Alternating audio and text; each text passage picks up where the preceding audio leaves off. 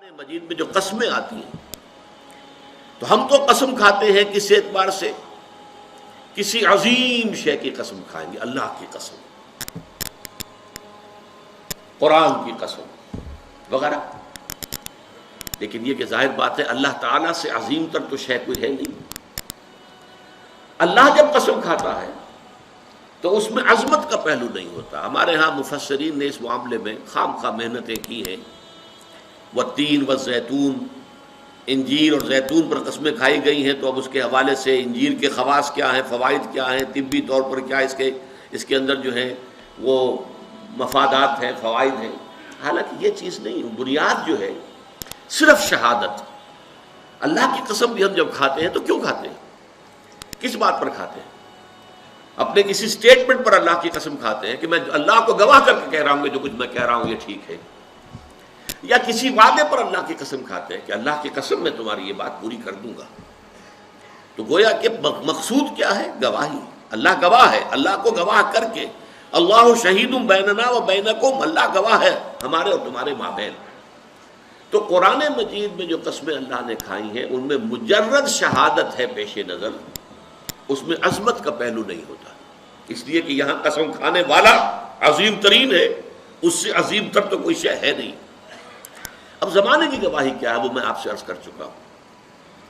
پوری انسانی تاریخ کا جو بھی چشمدید گواہ ہے وہ زمانہ ہے.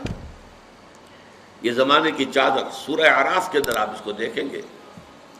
پہلے وہ تخلیق آدم وغیرہ کا ذکر ہوا ہے، اس کے بعد قیامت کا ذکر، اور اس کے بعد جو کچھ ہونا ہے جنت والے اور دوزخ والے اور اصحاب الاعراف ان کا قصہ ہے. یہ تو گویا کہ دو انتہائیں ہو گئی، ابتدا انتہا. اس کے درمیان پھر شروع ہوتا ہے حضرت نوح کا معاملہ، حضرت ہود کا، حضرت صالح کا، حضرت لوط کا، حضرت شعیب کا، اور پھر بڑی تفصیل جو ہے حضرت موسیٰ علیہ السلام. یہ سب تاریخ ہے. یہ زمانہ ان تمام چیزوں کے تہذیب ابری چھا گئی دنیا میں، پھر ختم ہو گئی. یہ سارا عروج و زوال اس زمانے نے اپنی آنکھوں سے دیکھا ہے. یہ چشمدید گواہ ہے. بڑی بڑی عظیم سلطنتیں بنی اور پھر ٹکڑے ٹکڑے ہو کر منتشر ہو گئی، ہوا ہو گئی. اسی طریقے سے بڑے عظیم لوگ آئے دنیا کے اندر، پھر ان کا نام و نشان مٹ گیا، ان کی یاد تک جو ہے لوگوں کے ذہنوں میں نہیں رہی. اس میں کیا اصول ہے، کیا قواعد ہے؟ عروج ہوتا ہے تو کیوں ہوتا ہے، زوال ہوتا ہے تو کیوں ہوتا ہے؟ قرآن مجید ان سب سے بحث کرتا ہے.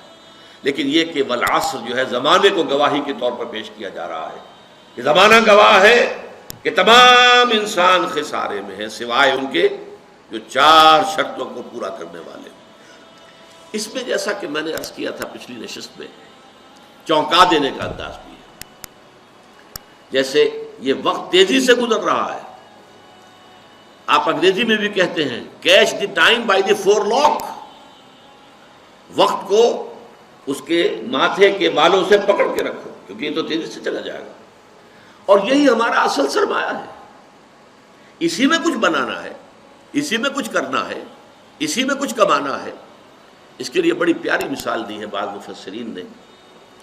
ایک صاحب نے اپنا مشاہدے کی بنیاد پر لکھا کہ میں ایک دفعہ شام کے وقت ایک بازار منڈی اس میں سے گزرا تو میں نے دیکھا ایک برف بیچنے والا بہت چیخ چیخ کر اپنے برف کو بیچنے کے لیے لوگوں کو متوجہ کر رہا تھا.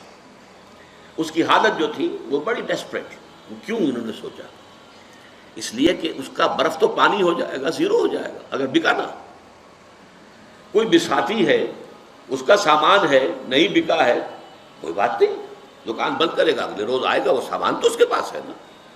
اس کی اصل راس تو کہیں نہیں گئی، اس کا اصل سرمایہ تو محفوظ ہے. لیکن یہ برف کا تاجر جو ہے، یہ تو برف اگر بکی نہ تو پانی ہو گئی، ختم، اصل راس المال بھی گیا. انسان کی حیثیت برف کے تاجر کی ہے. اس کی زندگی کی برف گھل رہی ہے، تیزی کے ساتھ پگھل رہی ہے. جس کو کہا ہے کہ شاعر نے بہت عمدگی کے ساتھ، غافل تجھے گھڑیال یہ دیتا ہے منادی، گردوں نے گھڑی عمر کی ایک اور گھٹا دی. عام طور پہ تو ہم سمجھتے ہیں میری عمر پہلے 60 برس تھی، اب 61 ہو گئی، بڑھ گئی. بڑھی کہاں ہے، کم ہو گئی. اس لیے کہ جو بھی ٹائم اس دنیا میں ہے میرے لیے اس میں سے اب 1 سال کم ہو گیا. 1 گھنٹہ جو گزرا ہے، 1 گھڑیال بجا، 1 گھنٹہ اور یہ 1 گھنٹہ میری زندگی میں سے کم ہو گیا ہے۔ غافل تجھے گھڑیال یہ دیتا ہے منادی، گردون